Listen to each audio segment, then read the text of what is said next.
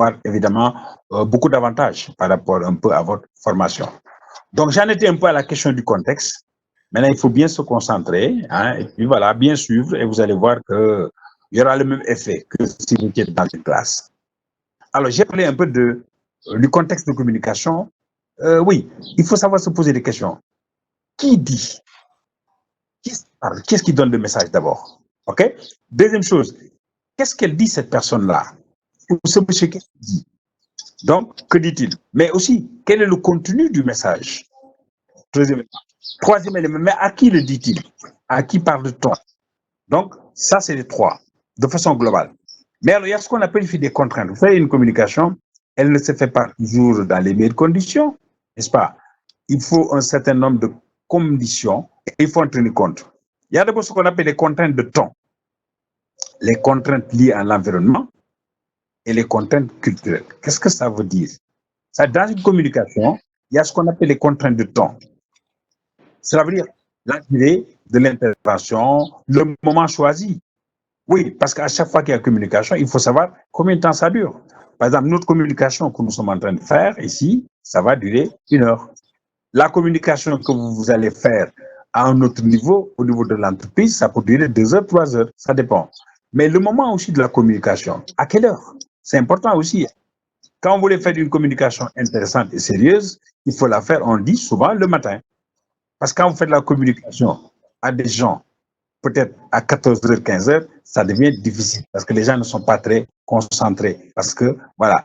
Mais quand vous faites une communication aussi à minuit, ça pose problème. Donc, il faut toujours choisir le moment de la communication. Une communication qu'on fait très tard dans la nuit, on a moins de chances de la réussir parce qu'à ce moment, les gens soit ils ont sommeil, soit ils sont fatigués. Donc, le moment de la communication est quelque chose de très important. On appelle ça des contraintes de ton. Deuxième élément, sont les contraintes liées à l'environnement. Oui, l'environnement, c'est l'espace dans lequel se tient la communication. Il y a des contraintes. D'abord, premier contrainte, il faut que le cadre soit accueillant. Si vous voulez véritablement discuter, négocier, communiquer, n'est-ce pas, des questions très intéressantes, il faut faire ça dans un cadre adéquat, c'est-à-dire un cadre propice. Un cadre propice, c'est quoi? Oui, c'est un cadre, oui, accueillant. Je vous donne l'exemple, oui. De temps en temps, quand vous négociez un marché très important, un marché de 400 milliards ou bien 200 milliards, bon, vous allez choisir un lieu intéressant, c'est-à-dire un hôtel, peut-être bien, un restaurant, UP, etc., où vous allez discuter à l'aise, n'est-ce pas, avec un service véritablement exceptionnel. Vous voyez, la communication, on cherche toujours ce qu'on peut appeler le local où il faut le faire. On cherche toujours l'endroit où il faut le faire parce que l'environnement est très important. Deuxième élément aussi par rapport à l'environnement, il y a la question de température qui pose souvent le problème. Bah, qu'il fait très chaud, qu'est-ce qu'il faut?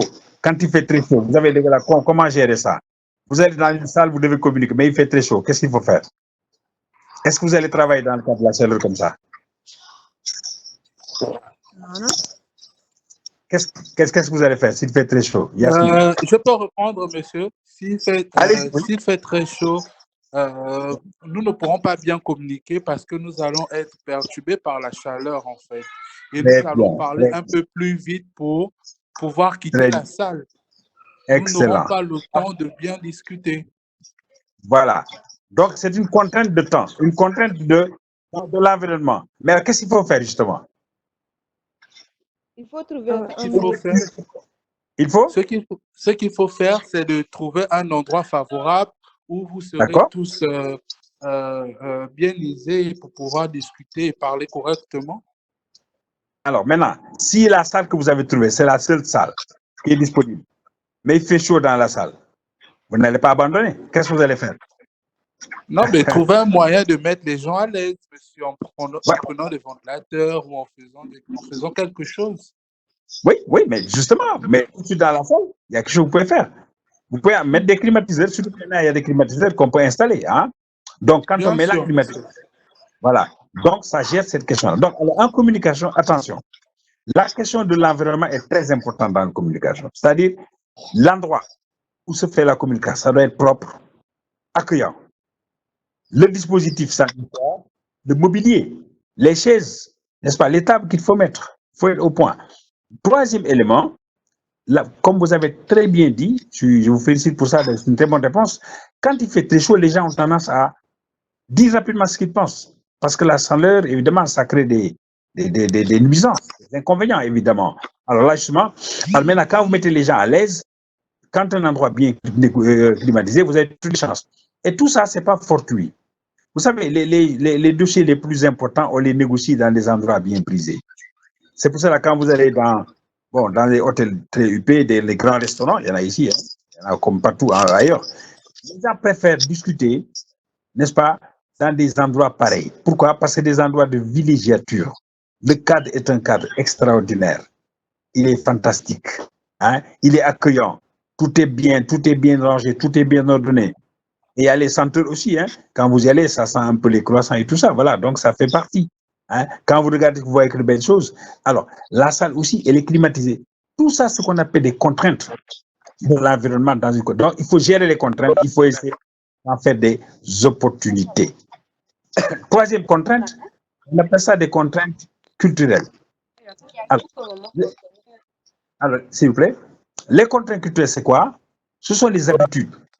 Vous savez, les gens ont tous leurs habitudes. Et les habitudes, c'est quoi? En matière de communication, les habitudes comptent beaucoup. C'est comme aussi les croyances. C'est comme aussi les valeurs.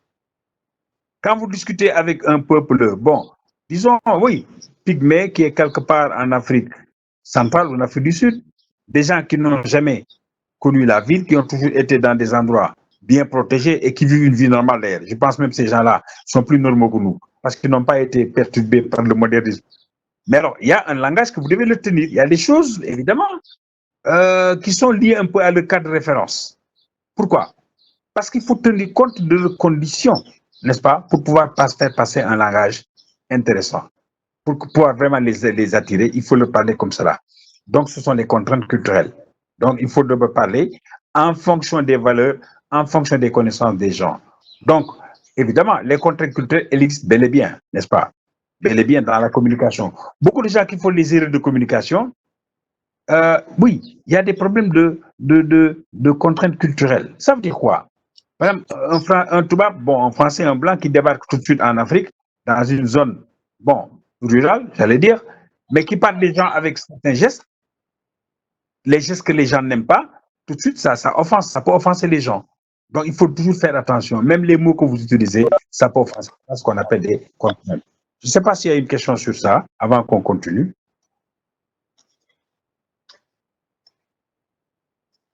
Oui.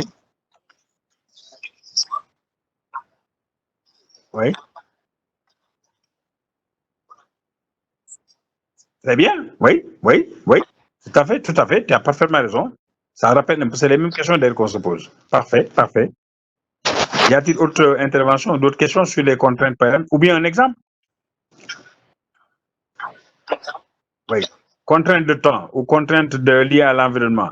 L'espace que vous allez utiliser, quels sont les problèmes qui peuvent se poser là-bas? Quand on parle de lié à l'environnement, par exemple, le déplacement, si vous avez choisi un lieu pour aller faire une négociation, si c'est difficile d'y aller à cause des problèmes de déplacement, ça pose un problème, n'est-ce pas? Donc, c'est une contrainte. Oui. Et s'il y a d'autres contraintes? Oui. Oui. Oui. Hein? Voilà.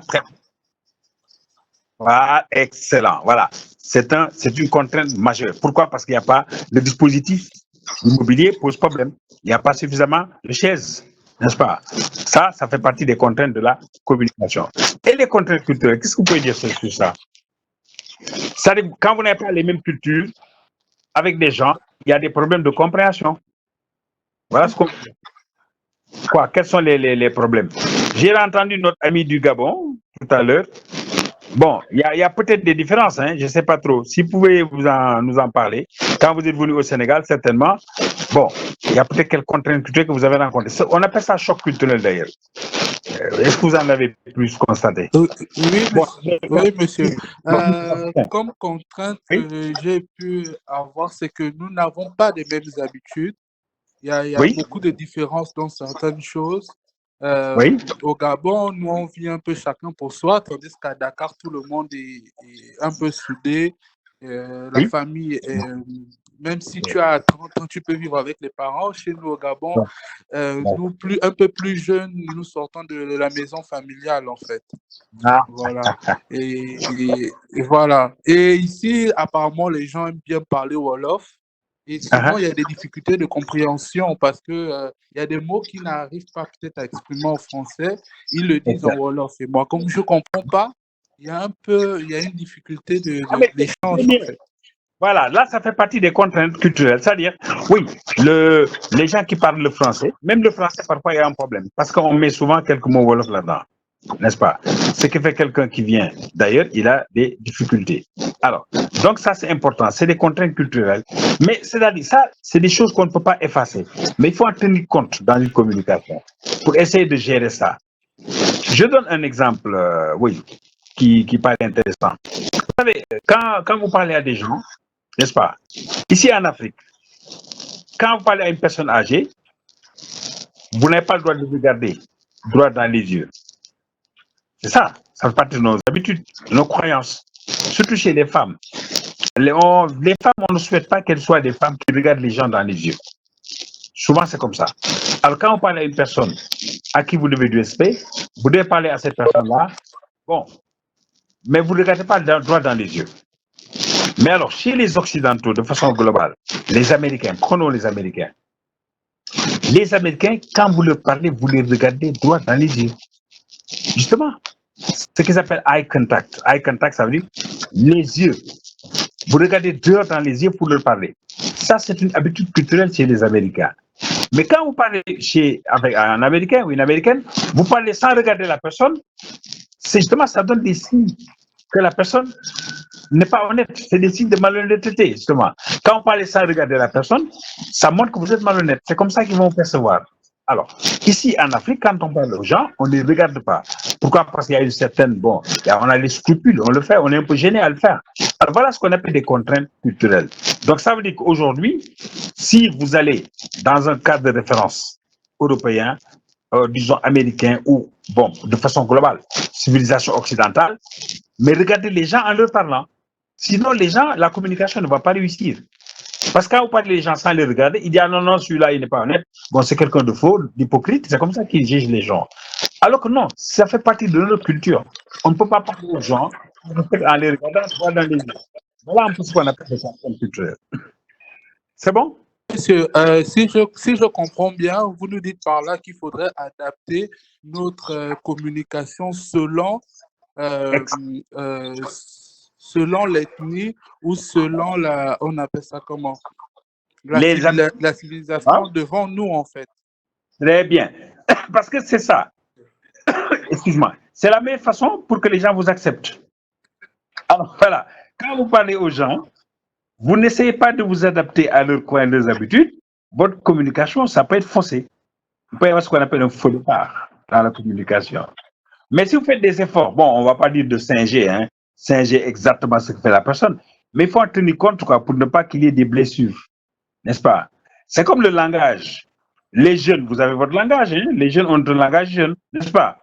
Mais c'est bien tant qu'ils sont entre eux.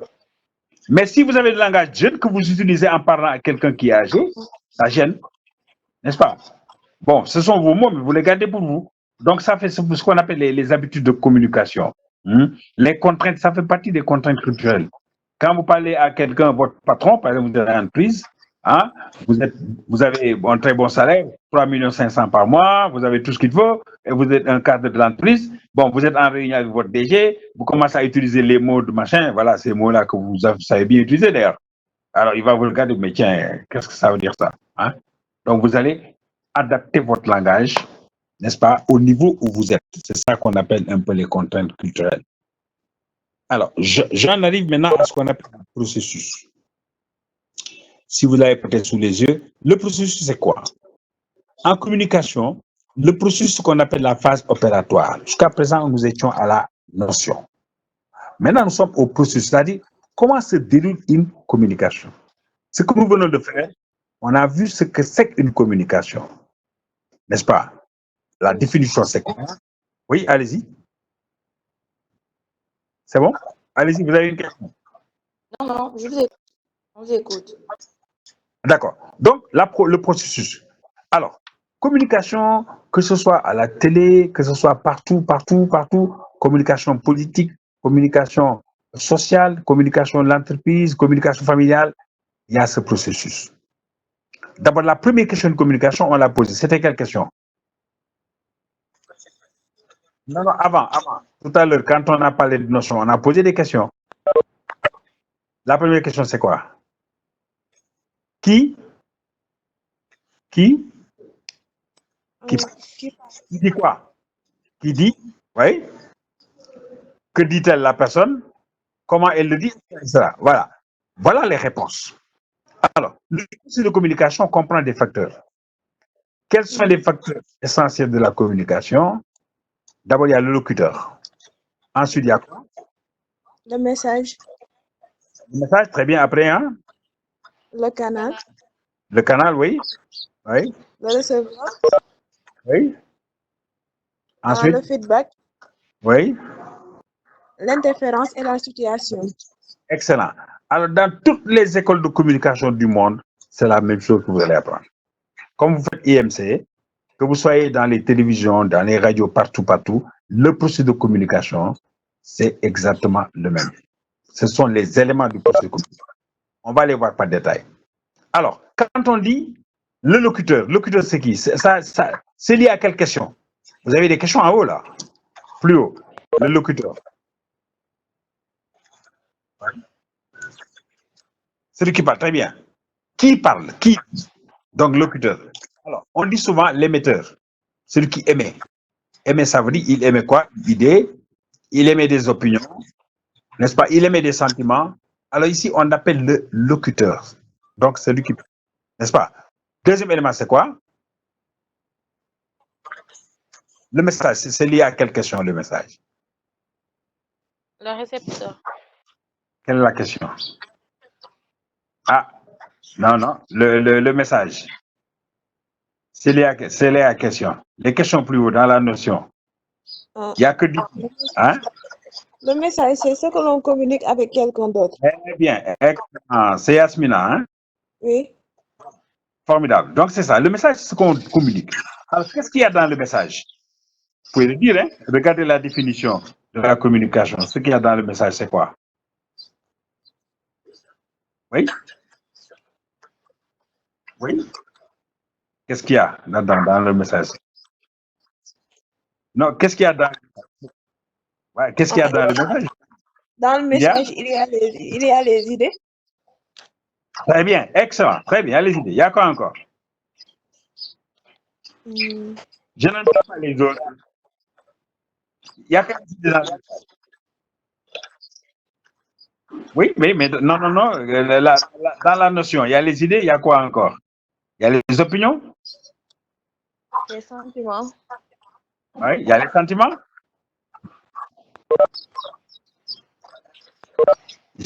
Bon, tout cela, c'est un ensemble de... Voilà. Alors là, c'est les messages. Alors maintenant, ça, ce sont les messages. C'est-à-dire ce qui est le contenu de ce que la personne dit. Ensuite, qu'est-ce qu'il y a comme autre facteur de communication? Le canal. Après le message, qu'est-ce qu'il y a? Le canal. Il y a le canal. Vous l'avez sous les yeux, c'est le canal. Oui. Voilà, très bien. Voilà. C'est le médium qui a été utilisé. C'est un canal. Nous faisons un enseignement en ligne. N'est-ce pas? Le canal de communication, c'est le téléphone. N'est-ce pas? C'est le canal que nous utilisons. Quel est le canal qui peut être utilisé dans la matière de communication?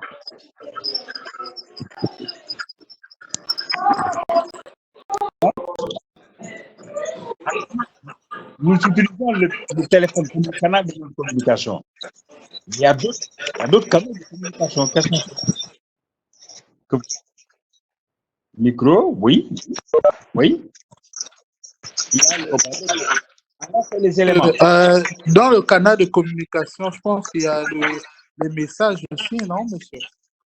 Non, le message, il est dans un canal. On le met dans un canal, le message. Ah, d'accord.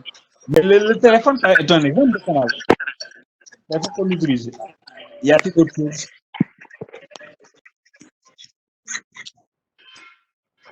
De façon globale. Mais l'ordinateur, votre ordinateur, c'est un canal de communication quand vous êtes en ligne. Vous pouvez faire beaucoup de choses là-dedans. Hein. Dans le Facebook, vous pouvez communiquer avec des gens, n'est-ce pas? L'ordinateur. Vous pouvez faire des enregistrements, etc. Le WhatsApp, par exemple, c'est un système de communication. Oui, monsieur, même Instagram aussi, c'est un système de communication. Oui. Instagram. Ah, Instagram, excellent, Instagram, très bien, Instagram, oui. Instagram. Et quoi encore? Ah, ça, vous connaissez, c'est votre milieu, c'est votre monde. Hein? Facebook. Qu'est-ce qu'il y a encore? Hein? Monsieur, il y a YouTube, il y a Twitter, il y a beaucoup de canaux Internet avec lesquels nous pouvons communiquer. Justement, ça, c'est des canaux que vous utilisez. N'est-ce pas? C'est des canaux de... Alors, ensuite, il y a quoi? Il y a le quoi? Après le canal, qu'est-ce qu'il y a? Il y a le receveur. Bien. Alors, le receveur, c'est quoi? Ça répond à quelle question? Le receveur, je pense que c'est celui qui reçoit le message, en fait. Bien. Alors, on a dit communication, c'est les réception et réception.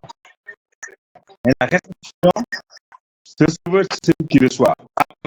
Il y a un mot aussi maintenant qui invoque, on parle de locuteur, n'est-ce pas? Alors, celui qui reçoit, c'est le receveur, mais aussi on l'appelle comment? L'interlocuteur. Votre interlocuteur. Par exemple, toi, Yasmine ou bien Samuel, vous êtes mes interlocuteurs. Nous parlons, donc vous êtes mes interlocuteurs.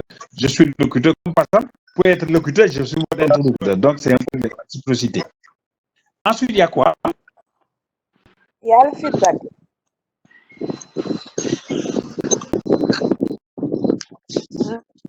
Il y a le feedback.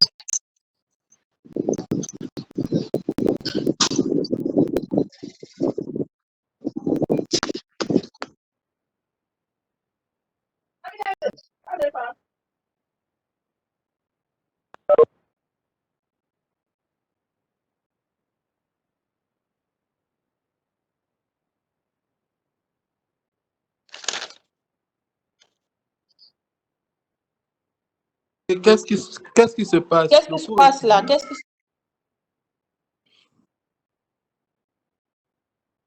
Le cours est fini. Il est 13h là. Voilà, tu vas passer pourquoi? Hein? Tu vas aller où? Hein? Il y a le confinement qui est là. Allez, après, tu vas désactiver ta vidéo là.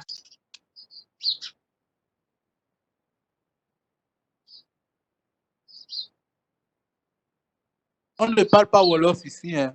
On parle de français. Qui a parlé Wolof? Ah, tu m'envoies ça, Salif, tu m'envoies ça. Salif, tu m'envoies ça. Ouais, il faut nous envoyer ça à nous tous, en fait. Oui. Envoyer ça, mon mémoire, c'est 40. On l'envoie, d'accord, comme ça, tout le monde là.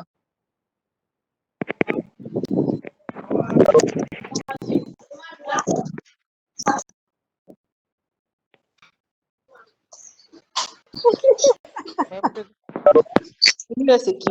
Yacine, sois sérieuse.